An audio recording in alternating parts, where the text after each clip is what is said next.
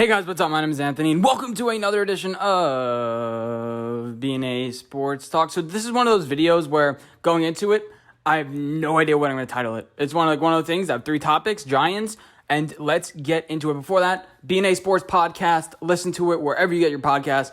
I upload a piece of content every day. Extra Mile Running Podcast. We run a mile plus together.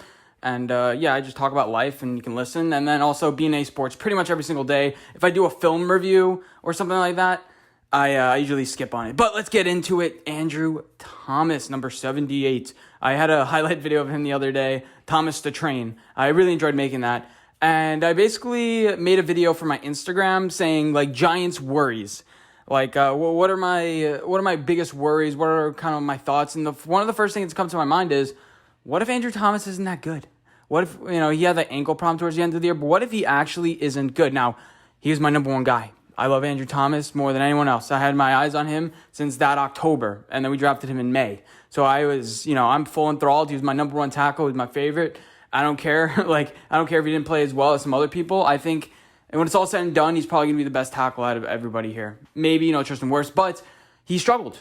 10 sacks, didn't even play every single snap, because he got suspended by the team for that game against the Washington football team. Matt Parrott started the game, but he got some reps in, and he struggled. There was a low point in the season where just like, whoa, what's going on with him? Then we figured out the ankle problems. He was a rookie. He was going against Chase Young. He didn't go up against Nick Bosa, thank God, because he was injured. He went up against Khalil Mack. I don't think they went 1-on-1, but Bud Dupree, the Aaron Donalds, and the Rams defensive line. So it was a pretty insane gauntlet that he went up against. And he struggled, and he's a rookie. And we saw guys like Tristan Wirfs, who played right tackle, by the way, and succeeded. And the first thing I thought of was Kolton Miller. He was drafted in the first round by the Oakland Raiders, 15th or so pick. And he struggled. He let up 16 sacks his first year. And I dove into some of the film. I watched some YouTube videos. And basically his main problem was he's 6'9", and he lacked balance. He had enough speed to get to the outside, but he lacked balance, and people just counteract, move, do a spin move, get to his inside, and then he was done. He did, and plus in the run game, he has a decent enough push, but when he's trying to anchor down in the pass pro, he can't. He's not thick enough. Andrew Thomas, he's thick enough, and we saw him do that.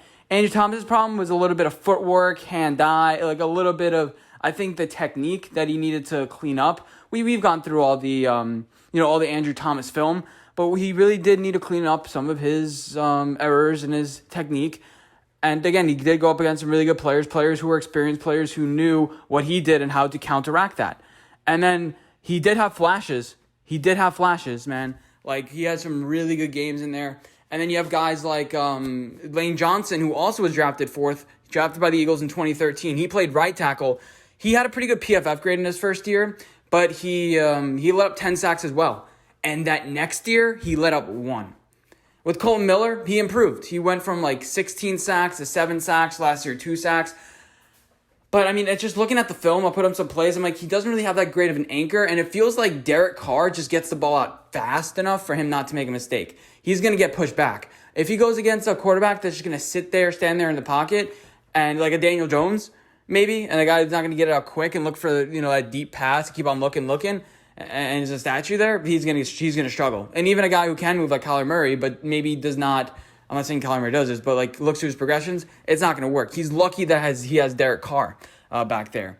So going on to Lane Johnson, I was reading an article, and basically what came out of it, I can read it. Back in 2014. What do you call it? Let's get into it. So it was Chip Kelly. It was Chip Kelly's offense. It was a year where Nick Foles had like 27 touchdowns, 2 interceptions. It says he still shows room for improvement. After being inserted into the starting lineup, a right tackle from day one, started all 16 games. Displayed durability with an ability to adapt and change quickly, which Andrew Thomas was able to do. His trait was aided by his flexibility in college, as he played both left and right tackle at the University of Oklahoma. Andrew Thomas has some right tackle experience, so he's able to learn quickly on the dot.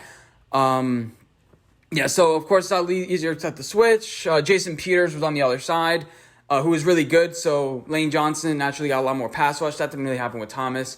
There were some early season struggles, as many rookies would have. Defensive coordinators flip-flopped their elite pass rushers to Johnson's side, and were designed exotic blitzes to test his football IQ. Now, Andrew Thomas's football IQ is pretty good. Him and Shane Lemieux felt like they have a good working relationship. That's why towards the end of the season, things end up being better. PFF credited him with 10 sacks, 57 pressures. His work ethic and mental makeup was great. So this is basically, to a T almost, describing Big T Andrew Thomas. And then he says, but the rest of it's just saying, like, he has enough lateral quickness not to get beat on the outside by the speed rush, which is true with Andrew Thomas. Sometimes he's opened his base too wide and then making himself vulnerable for the inside counter. And so, so basically, he has the traits. Andrew Thomas has the traits of a tackle, and I believe Lane Johnson was a future Pro Bowler. He's a solid rock. I don't want Andrew Thomas to be the greatest tackle of all time, but I'm taking a look at this, and I'm thinking, wow, Andrew Thomas does have some really room for improvement. This is really encouraging by me. Now, he has a good relationship with Shane Lemieux. Him and Daniel Jones, Daniel Jones is going to learn where he likes to set up and his, tendencies. And Andrew Thomas is great in the run. It's something he understood. He had one bad play against Chase Young. That was kind of embarrassing. But the dude is strong. He has great work ethic, good guy.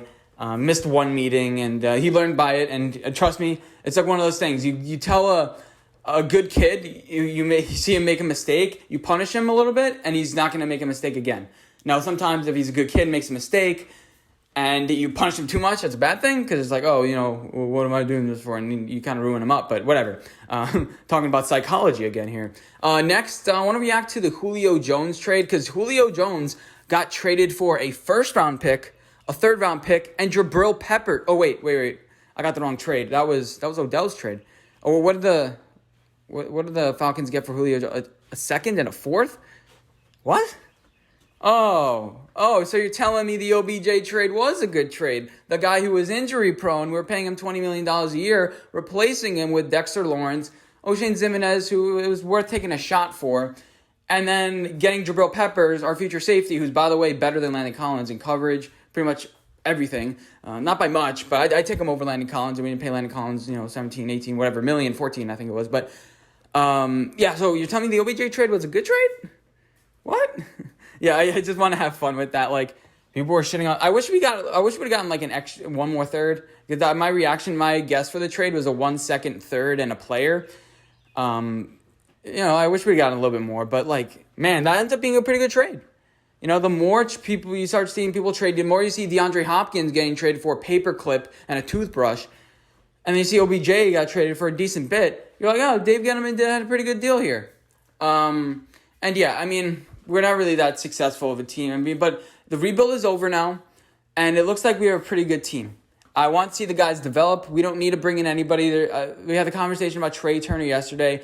If people get injured, the guys on the free market, just bring them in. I know it's going to be hard because people are going to have injuries, and naturally they're going to be like, let's bring Melvin Ingram in. Let's bring in Olivier Vernon. All these guys that are not signed yet. I think Tony Jefferson got picked up today. So naturally, players are going to get picked up as people get injured, and the field's going to be less and less. But let's stop worrying about what players we're going to bring in. That's what's happening with the Yankees now because they actually are struggling. But let's worry about developing the players. Maybe make a separate video about Lorenzo Carter because I thought he was going to get cut like a possible Ryan Connolly, but he's looking good. The Giants are in a pretty good spot right now. Let's just play some games. Well, that's what happens when we get a little bit antsy. We were waiting. Let the season come. Let some weeks pass by. Don't overreact to the first couple of games. By the way, are we starting out 3-0? Denver, Washington Falcons, 3-0? Let's get it. That would be such a good thing. Not just for the Giants, like Evan Ingram, if he gets part of some games. Kind of get that losing feel. And all of a sudden, we've started 1-5 for the last couple of years to begin with. And that would be pretty good. To get it's not panicking. It's not like Joe Judge going to get fired, Dave Gettleman going to get fired, fire him. Start off 3-0, and I don't care if we lose the next three. I'd rather start off 3-0 and then go 0-3 than start off 0-3 and then go 3-0 in a way, or whatever. But I hope you guys did enjoy this video. Let me know what you guys think, and I'll see you guys in my next one. Bye, guys.